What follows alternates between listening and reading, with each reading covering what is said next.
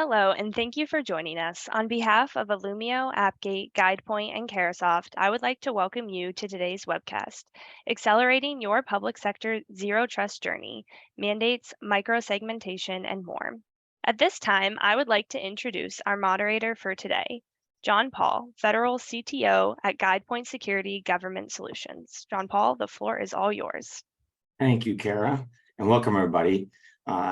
We're today, as you guys have seen, those who've come here from the abstract, and we're going to talk about zero trust, the impacts that some of the mandates are having, some of the recommendations that are out there, and there's a lot, and then specifically around some of the microsegmentation and zero trust network access options that are out there, and some of the impacts they have. Especially considering the experts we have in the panel. And I'll start by handing it off to Leo. If you could introduce yourself. Yes, thanks, John Paul. I appreciate it. I'm Leo Taddeo. I'm the CEO of AppGate. We're a leading zero trust network access provider and other cybersecurity tools and mitigation offerings. We enable our customers to ensure that users connect from anywhere to anywhere with speed and security. My background is I joined this technology in 2015. At the time, I was the special agent in charge of the FBI's office in New York. Headed up the Cyber and Special Operations Division in New York, the FBI's largest division, cyber division. And I joined this team and this technology in 2015. We've been developing it, we've been improving it, and we've been bringing it to market since then. It's great to see some of the principles that we pioneered in 2014 and 15 become common parlance in the lexicon of zero trust. It's things like microsegmentation and continuous monitoring. So very happy to work with my colleagues, Gary and Craig and you. And I want to thank Carasoft, GuidePoint, and Illumio for giving us this opportunity today to talk about it. Thank you. Gary, go ahead. Hi, I'm Gary Bartlett. I'm the Federal Chief Technology Officer here at Illumio. Illumio is a microsegmentation company that focuses on stopping lateral movement of unwanted or malicious traffic on enterprises. Prior to joining Illumio, I was a federal CIO with the Office of the Inspector General for the United States Postal Service. And prior to that, I retired as a cyberspace operations officer for the United States Air Force. We have some great partnerships here today. I appreciate the opportunity, and I'm looking forward to a great discussion. Thanks, Gary. Craig, go ahead and introduce yourself. All right, thanks, JP. Yeah, my name's Craig Calder. I'm recently retired from the federal government under DoD. I have almost a little over 37 years of my career in DoD. I started out as a programmer, worked as a DBA, Linux administrator, got into management, became an enterprise architect, and my last role was as chief of cybersecurity. But I enjoyed the retirement. Back to you. Yeah, I'm excited for you, man. And I'm blessed to have been talking to all these guys because at GuidePoint, we are a solution provider, kind of tying all those pieces together and working with customers like Craig. Worked several years with Craig before he retired. Glad to have you. And GuidePoint tries to pull all these pieces together, and we're excited by just how much zero trust has come up, because it really was something that GuidePoint's been doing without the name zero trust behind it. We've been trying to do this for a really long time. So it's a good segue. One of the things I like to ask first and see if what answers I get, the simplest definition you can give of zero trust. So keep it short because it can go long, right? So I'll start with I guess I'll start with Leo. What's your simplest definition of zero trust? Well, it's really a change in strategy from implicit trust based on a perimeter-based approach to a drive towards zero trust, where every connection is validated and continuously monitored in order to allow the connection. Okay. Gary, any difference there on how you would do it? So, like Leo, I think constant validation of identity of who's accessing what, where, when, how, and why, but also assuming breach and preparing for the inevitable breach and how you contain that breach. Yeah. Craig, any differences, or they cover it? No, they kind of cover it, but I mean, to me, it's just don't trust anything inside or outside your network. in a nutshell. Yeah. Yeah. My only slight nuance is I try to say it's a change from a predetermined amount of access to a status aware at the moment of request decision of access. Is where as you can be of everything in the entire environment, the user device, that's where all the pillars come from, right? How much can we learn to make a dynamic decision rather than a predetermined static decision we've lived with forever? But I think you guys hit some of the other points that my definition I just said missed, right? Which is assume breach. We're no longer talking about network perimeters, all of those things are all correct. So good stuff there. We hit in the subject that we sent out to get the invite kind of mandates. I wanted to ask you, Craig, because you just left the world of mandates. Yes. Can you hit a little bit about what are some of the mandates you're seeing? I know some people probably have assumptions of what they're seeing, but what are the mandates you were seeing in the DoD side that were really driving you guys towards zero trust?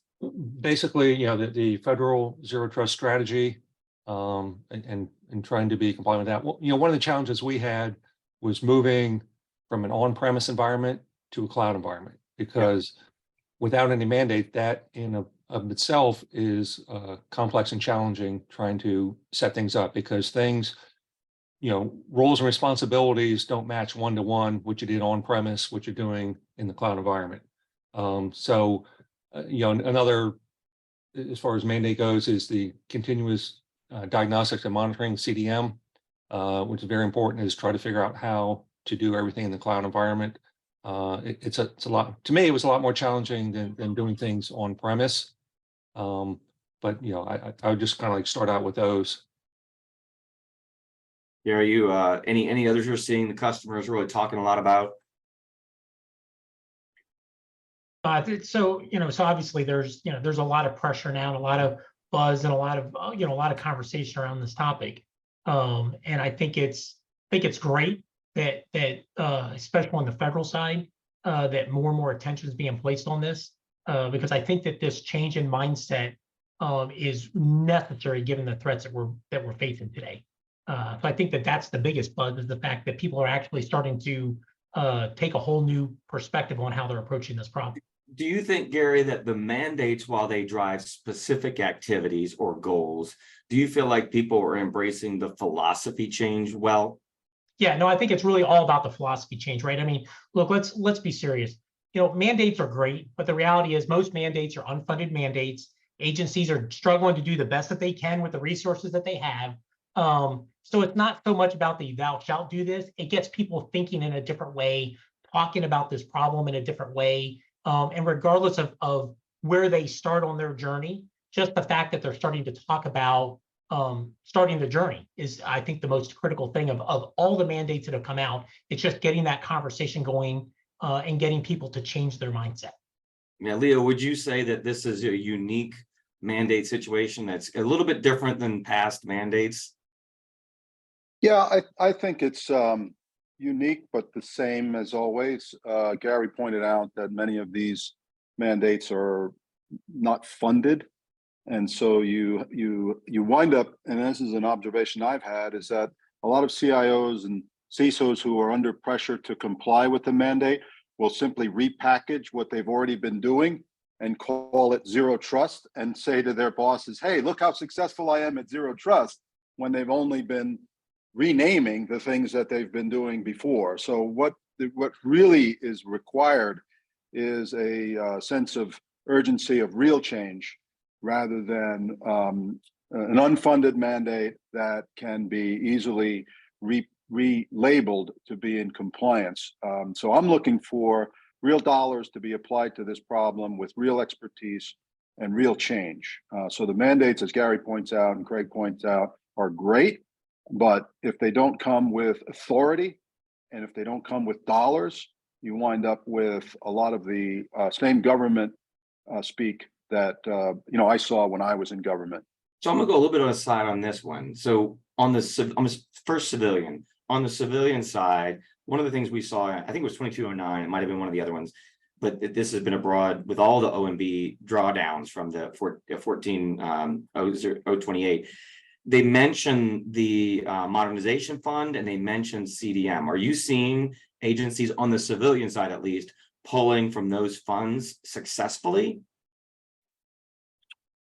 Well, on the modernization fund, again, you can repackage an identity project as a zero trust project, an identity management project as a zero trust project, and it doesn't really change the roadmap that you initiated 3 or 4 years ago. Right. So we have to be very careful about what we are calling zero trust, since it's, you know, generally a marketing label and not a prescriptive list of technology and application requirements. It's hard to say whether or not those funded programs actually fund change. So I'm gonna throw it over to Gary, because I'm gonna take, there's a question in the chat that I think is exactly driving towards what Leo's talking about. Gary, so how do you measure that progress towards zero trust? If sometimes they're just repackaging what they're doing and trying to call it, you know, meeting these mandates, how would you measure how people are moving? And I'll go to you, Craig, too. How would you measure that progress? What is it? What are you doing? Yeah, so I think when we talk to federal agencies, right, and it's about this conversation of forgetting the old way of doing security, right, and asking yourself, and you kind of alluded to it, right, you know, accessing things from anywhere, anytime, you know, but how do you validate that access, you know, at a given point in time, right? And I think when you start to phrase the question that way, their old tools and their old way of defining security start to fall apart. And I think when you give them a kind of a new yardstick to kind of measure themselves against, and start asking about, you know, giving them scenarios whereby which traditional security models, you know, start to really show their weaknesses. I think that's when agencies start to wake up a little bit and start to realize that, you know, where they claim that they are in their zero trust journey is probably not even close to measuring where they really are in their zero trust journey, right? And emphasizing to them that, and we hear this all the time, you know, any agency that claims, oh, I implemented zero trust because I installed product X, you automatically know that they're you know right away, yeah. because that's a horrible answer to the zero trust question, right? Craig, I mean, I'm gonna flip over to DoD now. Yeah. How do you think the DoD is measuring that move towards that progress towards zero trust? Yeah, it's slow. The one, well, a couple things. One is zero trust means a lot of different things to a lot of different people. So there's not one tool that you can say, oh, I bought this software application, installed it, now I have zero trust, I'm 100% compliant. That doesn't work. You know, DoD has 7 pillars, where CISA identifies 5 pillars. So, Yeah. you know, what we were looking at was those 7 different pillars and looking at how can we tackle each one of them. But, you know, it's very difficult. You can't do all of them at one time. You know, Right. it's kind of like, you know, eating the elephant thing. You got to take a bite at a time and figure out what you can handle. And, you know, what do you have a budget to do anything? You know, a lot of times in DoD, JP, as you're aware, it can take several years to actually procure something that you're trying to get. In the meantime, you just have to piece something together, but it's very challenging. Yeah. And you know, I'm gonna pull this up right now so that here. So when you talk about the 7 pillars, here's the DoD famous fan, right? And that's those 7 pillars, right? 1, 2, 3, 4, 5, 6, 7. And then I gotta make sure I grab the right one. There it is. There's the 5 pillars, right, from CISA. So you're right, they're different there. I think what's interesting, and go back, make sure I get the right one. If I go back to here, the reason I pulled that up is I find it very interesting that the DoD has actual specific activities that they're making people go, and there's a timeline that goes along with it, right? Yeah. Actually, here's the timeline. They're expecting them to do that, and I find that really interesting how prescriptive the DoD has been of take these activities, whereas the civilian side, the CISA side, has been more goal oriented, achieve these goals and show that you're trying to achieve those goals. And I'm really interested to see how those 2 strategies between those 2, you know, separations of organizations work, and see where we get from there. Because I think everybody here agrees it's really about a philosophy change in your mind. It's not around what you could even use. A lot of times the technologies they have can be used for some things. I mean, certain things you can't do with the current technologies, but a lot of times there's a lot of things in those activities even that you can do, but you have to change how you use them. and feed information into the system better, right? So I'm really interested in that, and that's part of the reason I asked the question separately between the Civ and the DoD, is because I find that that's going to be a dual track interesting thing. So as it relates back to that 5 pillars from the CISA side, what are some of the challenges you think federal agencies on the civilian side are facing, and even the DoD, because they're still following CISA to some degree there? What are the challenges you see agencies facing, and then how are you seeing people overcome them, and how are they doing that? Any specifics? We'll go back to you, Gary.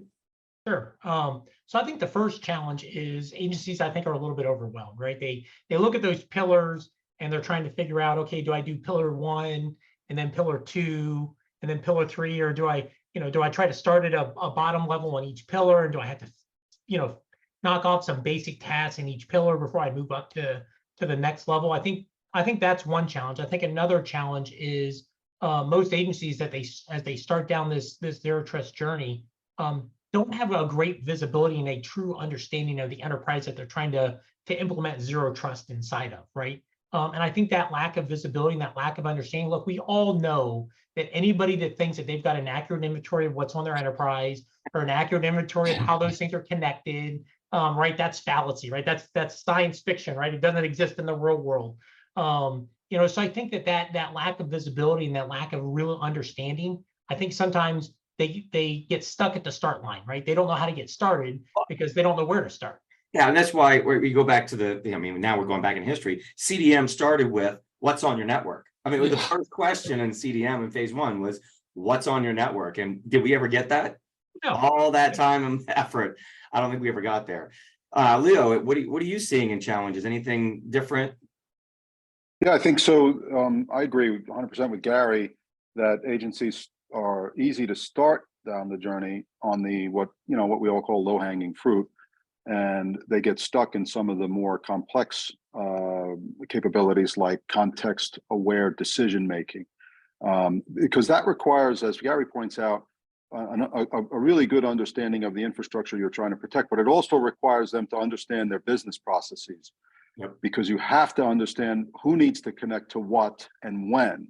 Yep. And that is where the real challenge is, because many people who are responsible for these enterprise architectures don't understand the business. And the two disciplines are many times separate.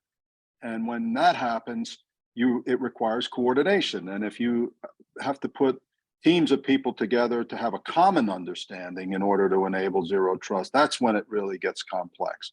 And that's when it takes quite a bit of time and quite a bit of effort. But you asked a question earlier about the differences between DoD and the civilian world. I think John Sherman, the CIO at DoD, is really driving this. And it's understandable that they've got a more granular approach to it and a more prescriptive approach because of the cultures. DoD is a top 100%. Hierarchy, and they can order change. The civilian agencies are herding cats, literally.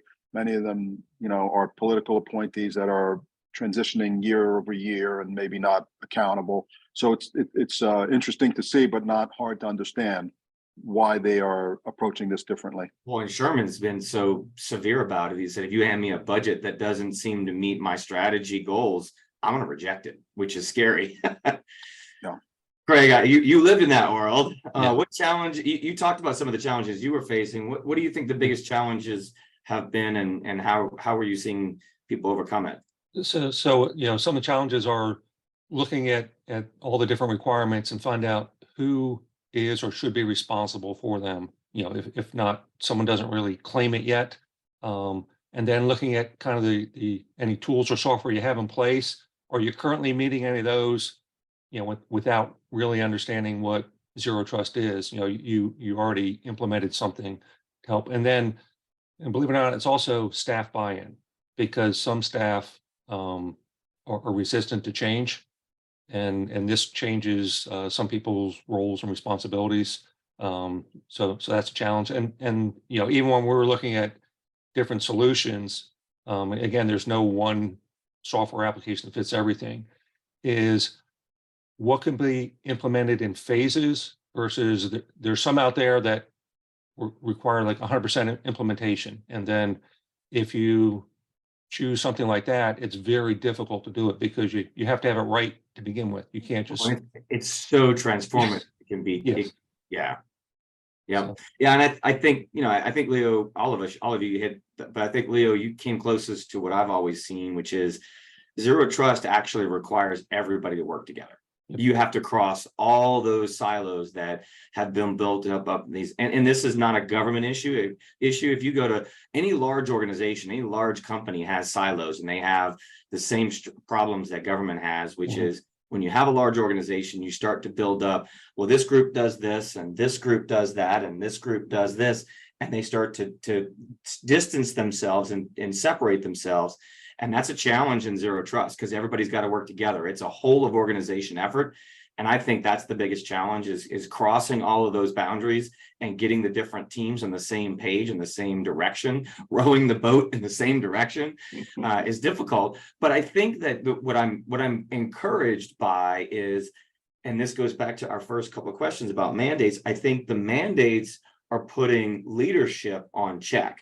And when leadership gets on check, they have that power to kind of knock people in and say, you need to get in the room, or you need to get on a Zoom, or you need to have a conversation, and we need to get going on this. And I think I'm encouraged by what I've seen from high-level leadership saying, we can't just keep doing this where we're all fighting about what our little world is.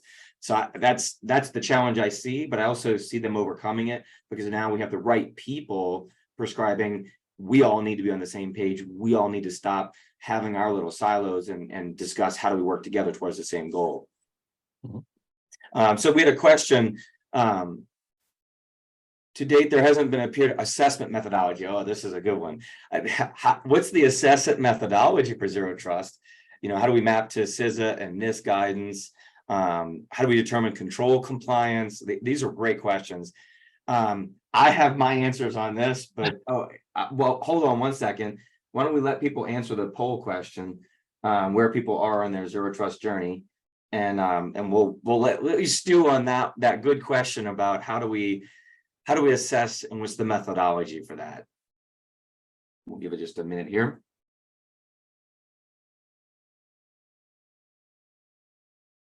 I can't wait to see what the answers are.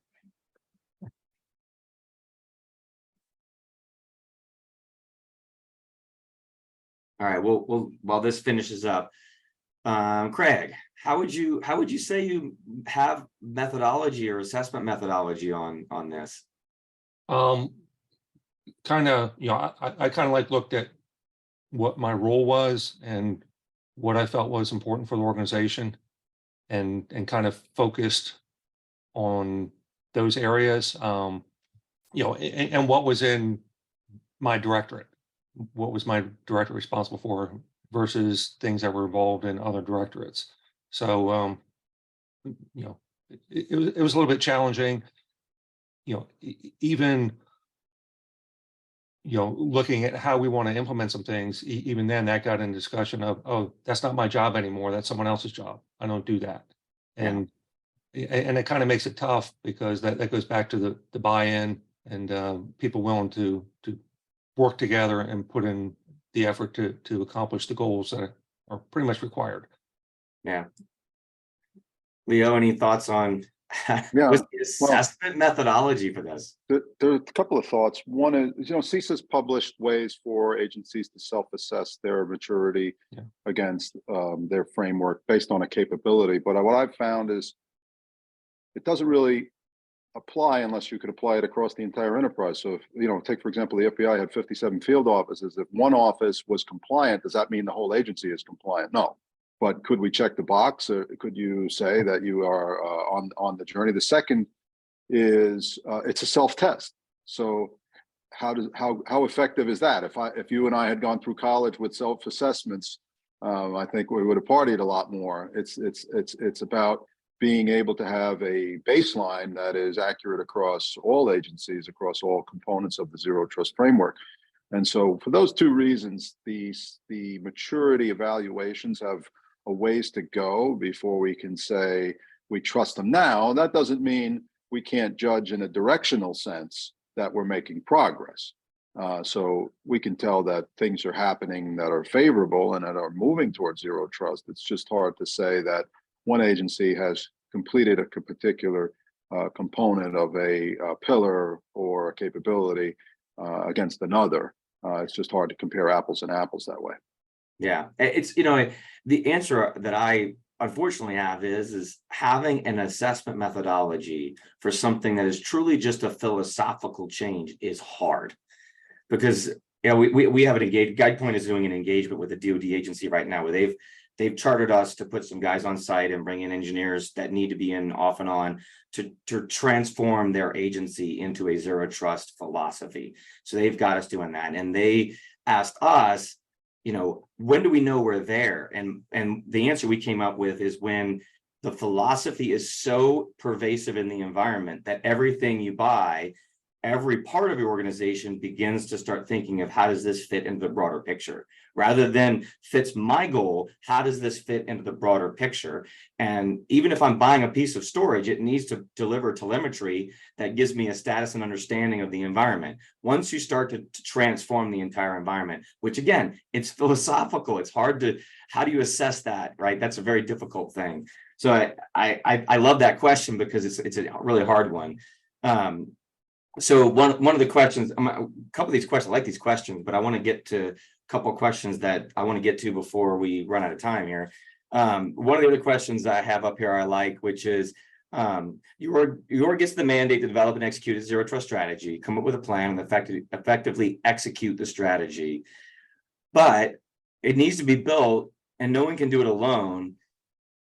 Who is in what roles are needed to be on the team? So who and what roles are needed to deliver this? What do you guys, Craig, you guys were trying to do it, and your organization wasn't that big. It was a nice sized DoD agency, but they didn't give you a whole lot of people. No, we don't. And that was always, even before all this came along, staffing was always a challenge. But I mean, I was in the IT services directorate, and it even involved us to work with people outside of that directorate. So all the developers are outside, the project managers, the user services, with as far as the accounts go and things like that. So we all kind of have to work together. We're early in the stages of zero trust. I'd say part of a little past early, maybe halfway. We got ideas and plans on how we want to implement them, but it does take a larger effort. And then again is getting people to buy in and working together to accomplish the goal. Gary, are you seeing people put specific roles in place to get this done? So it's interesting, right? So I think that, a lot of times they start with the traditional kind of IT approach to this problem of, oh, we need an architect, and oh, we probably need a program manager, and oh, we need, executive sponsor, and oh, I think a lot of times the agencies start there.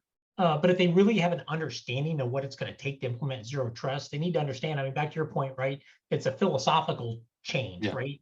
And getting the entire agency involved, and not, especially like your business app owners and the customers that are going to have to deal with these changes and answer questions. When you talk about, Leo talked about, making decisions based on, all these different variables and things, your customers have to be involved in those conversations, right? So, having ownership across the organization, right? I think those are roles that are often overlooked.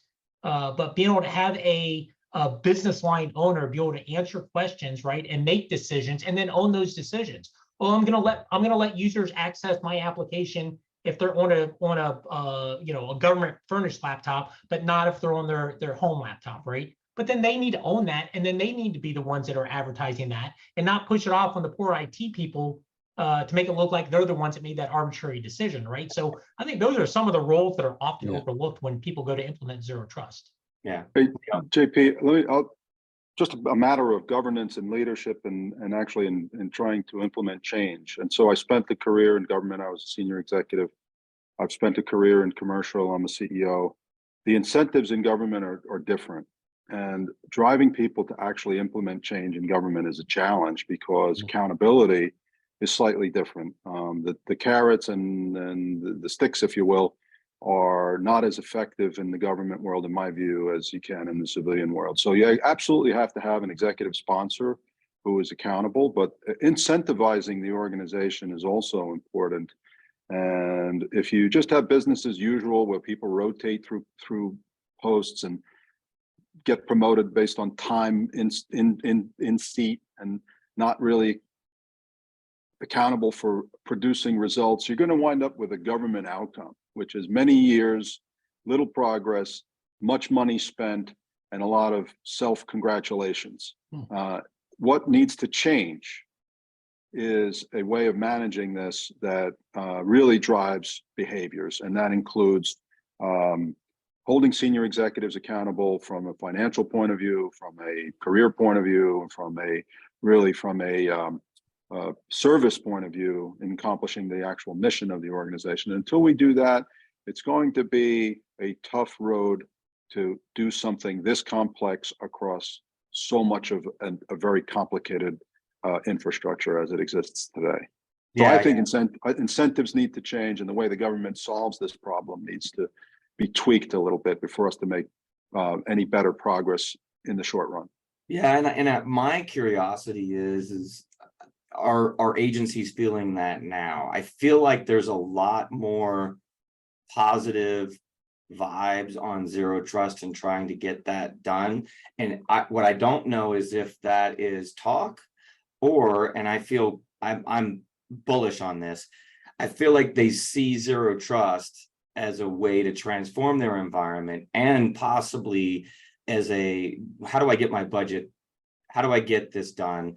If I want to get a budget, if I build it in a way that meets these, then I'm more likely to get what I want and get, what I'm trying to get my organization funded for. So I feel bullish that there must be the correct incentives or stick carrot, because I feel like people are actually investing in this. I feel good about what I'm seeing so far. But so let's drive a little bit in the weeds a little bit. We've been talking a lot about the high level stuff. I'm going to ask. I guess I'll throw it back to you, Leo. We just finished talking. How do you define microsegmentation? What does that mean to you? So look, it's got to be compared against what is traditionally a segment, which is usually a VLAN that contains multiple assets that are addressable from any point on the VLAN. That's got to change so that access to a particular asset doesn't mean access to other assets on the same segment. And so the smaller you can drive that group, the closer you get to microsegmentation. And for us, that means a segment of one. The endpoint to the asset, whether it's piece of data, whether it's an application, whether it's a addressable IP addressable port on a device, it's that particular address, that particular point of termination, and none other. When you start to enable devices to reach multiple assets on a network, then you're moving away from microsegmentation. Anyone to add to that, Gary? Or I'm sorry, No. Craig, you haven't talked about. Let Craig jump in. Anything you want to add to that? Go ahead, Craig. No, I think he described it perfectly. I mean, it's breaking it down to a lower level than what we're used to, especially like on premise. Yeah, and I would add that it's not just, right, users accessing things, but everything on the enterprise, right? So any server talking to any server, those communications should be controlled, not wide open, and they should be dictated by allow rules, where you come in and say, these are the only things I'm going to allow. These are the only things I'm going to allow to communicate with each other, and everything else is denied, right? And get everything down to the most granular level actually humanly possible, with the technology that we have today. Yeah. No, I think that's, it's the host, it's applications, right? We need every application to only be able to talk to the user and not to other applications that they don't. Oh, it went away. I was going to talk to it. But there it goes. She put it back. That's my next thing. But yeah, I think it's how do we really shrink that circle of what can talk to what down to one? Like you said, it's one applications, one host. and we understand what application needs to talk to what application to succeed and what it needs to deliver and what host needs to talk, and then nothing else. You can't talk to anybody else unless what I know you need to do to deliver the success it needs for that. So we got the question. JP, after you go through the poll here, I just want to mention about some successes, at least for me. Yeah, great. We'll do that's a great next step. Yeah, so the poll results, I see 2 people say that they are completely zero trust. I'd love to see that. That'd be, I think it's possible. I'd love to see it. But yeah, it looks like everybody's starting, getting there. There's 20% that haven't really started. So that's some honesty there. But it looks good. Thanks for sharing that, Kara. But Craig, go ahead. I'd love to hear about some successes. So for me, some of the successes that I look for that I felt were important in my role, one was visibility. As Gary mentioned, you want to know what was talking to what in your environment, and then did you have an accurate list of everything in your environment? Did it match up? You know, whatever you had in your spreadsheet or wherever else match up to what's actually showing up. So visibility was huge. Another thing is ports and protocol and services management, PPSM compliance. So all the ports being used in DoD have to be registered, and they have to be registered for a specific use, the port and protocol. So what we found out is we weren't 100% compliant like we should have been. Some of the developers would just we call it pick a port. This is a good number. Let me throw that. You know, the one example was somebody picked a port that Splunk uses, and they wonder why their application wasn't working. Well, you know, so that's an issue. And then the other thing we have is each application is supposed to have a document with it that shows all the ports and protocols, all the, an architecture diagram and so forth. And then we can compare what they think it's doing to what it's actually doing. Yeah. And then kind of line things up, because it's very important to really know what's going on in your network. And especially with the visibility, know what's going inside and outside your network. Why is this server trying to talk outside when it never should? Or why is someone from the outside going all the way back to my database server, and not going through the web server? Things like that. So I mean, those were things that were important to me when we were setting things up, and it did give us that visibility when we did see things going on that we weren't aware of. Yeah, and that's the hard part, is there's a lot of things going on we don't aware of, and there's drift, right? Over time, yeah. What you know now is going to change in days, weeks, months. And what one last thing I'll put about zero trust, microsegmentation here. I'll let people answer this while I riff a little bit here. But one of the reasons I really like having AppGate and Illumio is AppGate represents the access side of microsegmentation, and Illumio represents the backend server and application delivery side of microsegmentation. And it's funny because I've seen people believe that because they have one or the other, they've achieved microsegmentation, but it really requires the marrying of those two. You got this point of access where the users are coming in and they hit the application, and then you have this backside. If you don't microsegment both sides, you haven't achieved true microsegmentation across the environment. I'm glad we have both representations of the complete picture of microsegmentation. So, I described just now why I like those two. But my question is how does this fit into zero trust? Why are we talking about this in zero trust? And why is it mentioned both by NIST, by CISA and OMB? Why are they mentioning microsegmentation in zero trust? Leo, go ahead. Yeah, so thank you. Now, first of all, I want to emphasize what you just said, and that is the power of the two solutions combined. I love working with Gary and Illumio, great partners for us, and as powerful as we are standing alone, we are multiples more powerful together. So thanks for calling that out. In terms of the value of microsegmentation, look, it goes back to the strategy of the adversary, and that is to find a weak point and exploit that weak point by exploring other parts of the network where they can. And if you can limit the adversary to a compromise that is exposing only one asset, you're far better off than opening up your entire VLAN or even more parts of your network through lateral movement, for example. And that really is the purpose of microsegmentation, making it harder for the adversary to take advantage of what is inevitably going to be either misconfigurations or 0 days that expose an asset or a piece of data. So in summary, microsegmentation is about limiting the attack surface. It's about limiting what an adversary can do. And it's about protecting the enterprise through closing the doors to other avenues of attack.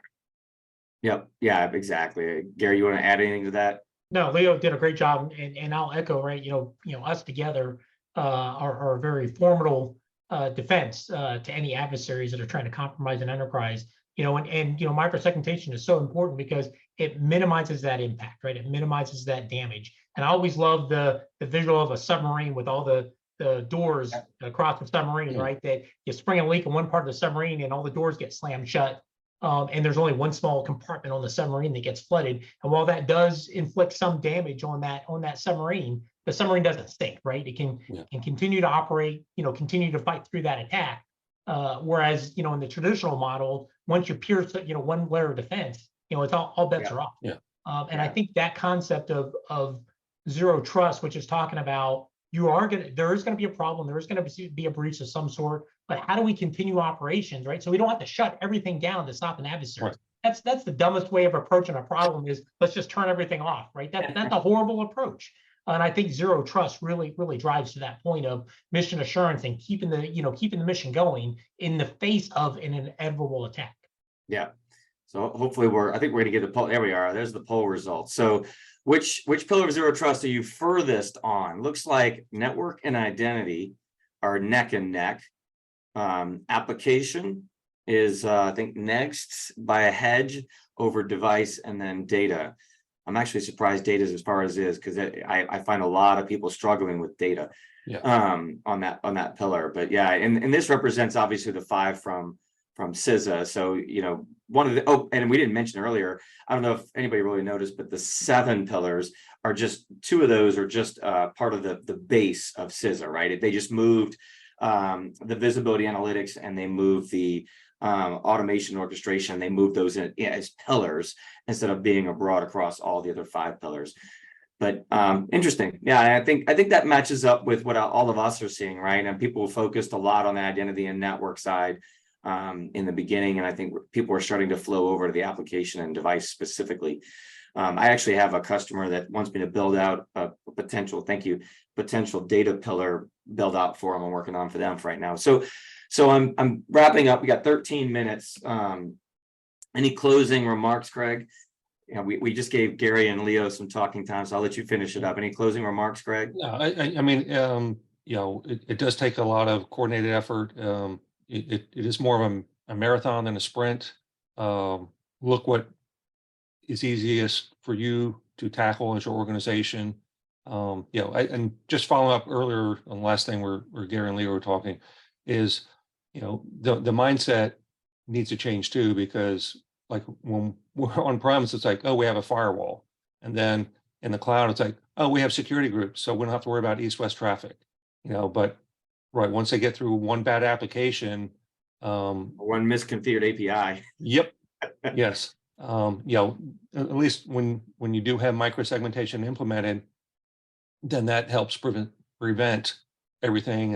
And as Gary was saying, you don't have to shut everything down. You just shut that one application down, fix it, and then get it back up instead of shutting your whole environment down. Yeah. So we'll move into question and answer. We have a couple floating out there. Let's see. I'll just throw it out there. Do most federal organizations have the capacity to implement zero trust in time for it to be really useful? What is their potential velocity as compared to the cyber bad actors? Let's start with the first part of that. So do we think that federal organizations have the capacity to implement zero trust in time for it to be useful? Anybody want to jump on that? Yeah, I'll start working with some of our federal customers. I mean, the second half of that question of, to stay ahead with the adversaries. The reality is, right, we don't have a choice, right? The adversaries are continuing. They're not going to stop, right? They're not going to take a day off. They're not going to get tired of coming after us. So any advancement that we make is a step in the right direction. Anything that's done in the realm of zero trust, I would argue, is a step in the right direction. Will it ever get people to be completely ahead of the adversaries? Probably not, right? The cat and mouse game will continue probably, for as long as I'm around, for sure. But I think that it is incumbent upon agencies to start, right? If you haven't started, you got to get started, because every little incremental improvement you make is just one more hurdle in front of an adversary or a piece of malware, ransomware, whatever it is, that's trying to get you. Every little increment helps. Right. So I'm gonna throw it different to you, Leo, and I'm gonna ask you a question. Do you think that there is a preferred method, and there's this debate that floats around? Do you go after certain use cases, or do you go after certain pillars and try to complete those? Do you have an opinion about that debate right there when it comes to trying to implement zero trust? Well, every agency is different. I think you take a risk-based approach. Like any security decision, you have to understand where you're most vulnerable, where you can get the best security impact. For some agencies, it'll be the network. For some, it'll be device. For some, it'll be data. So that's a hard one to answer. The answer really is it depends. But the right answer for all of those situations is to do something, is to move in the direction of change. And we're a vendor, and we compete against incumbent vendors, and the biggest obstacle to real change is just doing more of the same, but harder, and buying more of the same stuff. So I would advise any of the practitioners out there in the audience, think about the idea of continuing down the same path with the same vendors and the same tactic, except having them explain to you why you're not getting it right because you're just not spending enough with them. And I would ask them to reconsider that strategy. We truly go after innovation. It's going to take some new ideas and new strategies to change this paradigm. And be wary, because your biggest obstacle will be status quo and incumbent vendors. Yeah, and I think both of you are hitting on the same thing, which is do something. Do we have the capacity to implement zero trust in time to be useful? Anything we do is useful. The question, the last part of the question belies why I was asked, and I get it, which is, are we staying in front of the adversaries?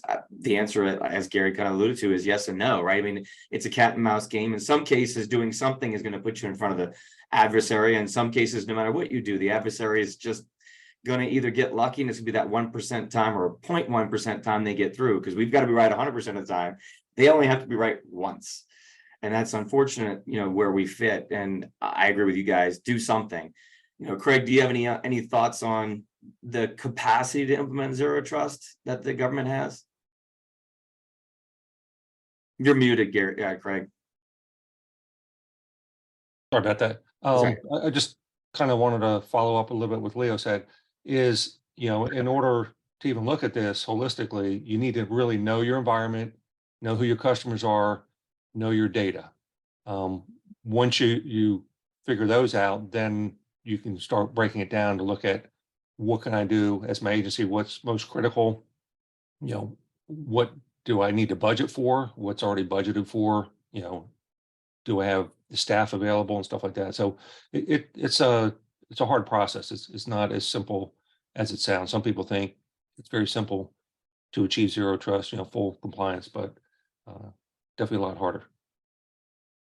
And I'll throw out, Patrick put out there some challenges, additional challenges, undulating mandates and priorities. I agree with that. Dysfunctional org structures within the DoD and federal government, risk aversion, interesting point, especially in procurement arms, which translates to non-value added steps, delays, and bureaucracy. So anybody want to talk about some of those challenges and what they've seen people doing with some of these challenges?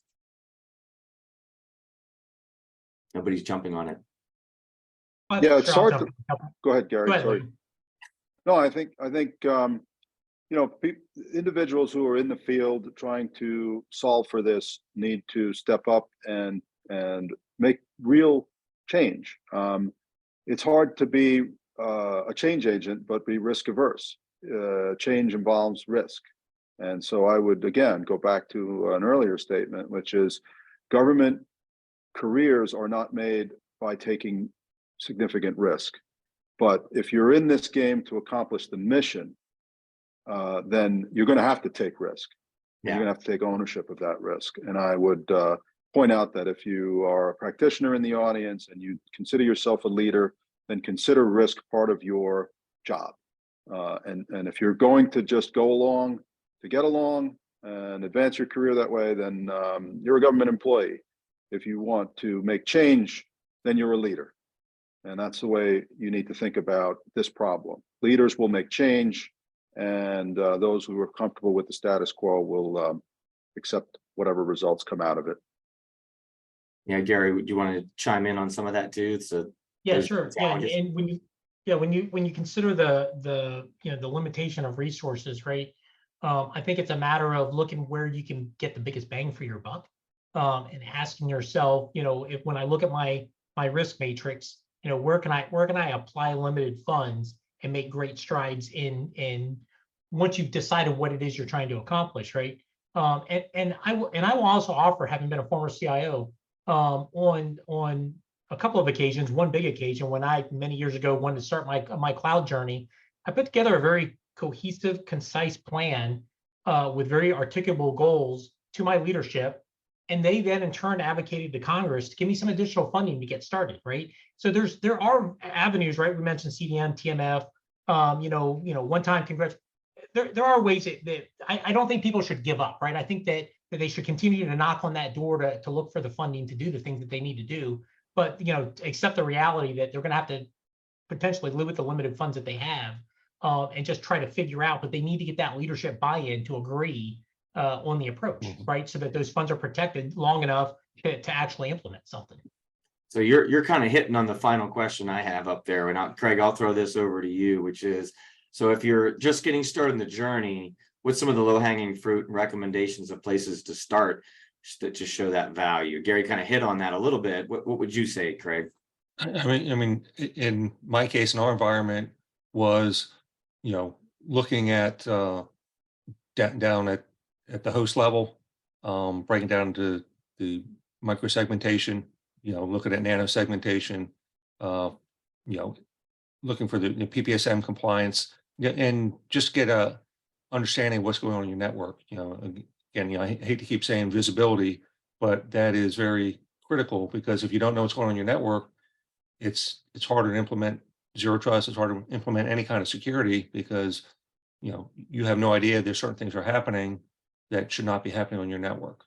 Yeah. And that's, GuidePoint, we do what we call zero trust workshops, which is where we come in and do some of that assessment and understanding and design.